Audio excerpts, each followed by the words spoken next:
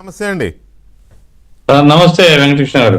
ఈ విమానాలు ఆగిపోవడము, ఈ చర్చ ఇవి నడుస్తూనే ఉన్నాయి. నేను 2 డిబేట్లు పెట్టాను, వార్తలు వస్తున్నాయి, ప్రజలు ప్రయాణికుల సమస్యలు ఇవన్నీ ఓకే, దట్స్ ఓకే. కానీ పొలిటికల్గా ఇప్పుడు లోకేష్ సెంట్రిక్ అయిపోయాడు. లోకేష్ మీద ట్రోలింగ్ నడుస్తుంది. అసలు బాధ్యత గల వ్యక్తులు ఎవరైనా ఇప్పుడు ప్రయాణికుల సమస్యలు వాటి గురించి కదా మాట్లాడుకుంటాం మనం. అది పోయింది, లోకేష్ మీద ట్రోలింగు అదంతా నడుస్తుంది. సో ఈ లోకేష్ సెంట్రిక్గా జరుగుతున్న ఈ మన తెలుగు పొలిటికల్ సినారియోని మీరు ఎలా చూస్తున్నారు? వెంకటకృష్ణ గారు, మీకు మిగతా పార్టిసిపెంట్స్ అందరికీ నమస్కారం. నమస్తే సార్.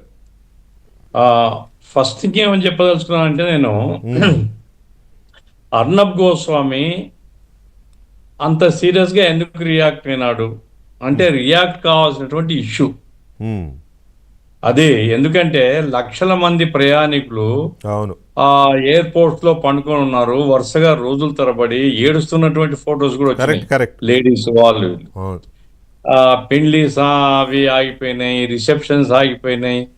ఈ చాలా చాలా అసలు ఊహించినటువంటి ఇబ్బందులకు లోనైనప్పుడు ఒక జర్నలిస్ట్ గా నాకు అర్నబ్ గోస్వామి మీద చాలా రిజర్వేషన్స్ ఉన్నాయి. అది వేరు సంగతి, ఆయన రాజకీయ భావాల మీద అది వేరు. అయితే ఆయన సహజంగా ఒక అగ్రెసివ్ జర్నలిస్ట్గా ఆయన రియాక్ట్ కావడంలో అది నేను తప్పుగా ఏం అనుకోవడం లేదు. ఉద్దేశపూర్వకంగా ఏదో కుట్ర కుతంత్రం ఉంది అని నేనేం అనుకోవడం లేదు. బీజేపీ వాళ్ళు ఎందుకు పిలవలేదు అనేది మరి ఆయనే చెప్పాలా? అయితే నేను అనుకుంటుంది ఏమంటే, బీజేపీని ఇరికాటంలో పెట్టడం ఆయనకి ఇష్టం లే. ఆయన సెంట్రల్ గవర్నమెంట్ మొత్తాన్ని ఇరికాటంలో పెట్టాలనే ప్రయత్నం కూడా చేయాలి. డిబేట్ అంతా చూసినాను నేను. ఆయన ఎంతసేపు సివిల్ ఏవియేషన్ మినిస్ట్రీ ఏం చేస్తుంది, ఆయన ఫోన్ తీయలేదంటే ఆ ఫోన్ మీద ఆయన హలో హలో హలో కట్ అవుతుంది అనేసి ఈ పద్ధతిలో మాట్లాడినాడు. కట్ అయిండొచ్చు, లేదా బిజీలో ఉండవచ్చు. అంత గందరగోళం ఉన్నప్పుడు ఒక జర్నలిస్ట్గా ఆయనకి అంత స్పందన ఉన్నప్పుడు మినిస్టర్ కూడా స్పందిస్తూనే ఉంటాడు కదా. ఆయనకి ఇంపార్టెంట్ వర్క్లో ఉంటాడు కాబట్టి ఫోన్ తీయలేదంటే దాని మీద కక్షతో మాట్లాడడం ఆయనకు కూడా సరైనది కాదు. అయితే సహజంగా అర్నబ్ గోస్వామి యొక్క మనస్తత్వం తెలిసిన వాళ్ళం ఎవరు, ఇక ఆయన గురించి మనం ఏం అనుకోలేము, ఎందుకంటే ఆయన నేచర్ అది. పోతే ఇక్కడ సమస్య ఏమిటంటే, ఇప్పుడు లోకేష్ గారిని ఫీల్డ్ లో ఎవరు తెచ్చారు? అర్నబ్ గోస్వామి తేలే, దీపక్ రెడ్డి గారు తెచ్చారు.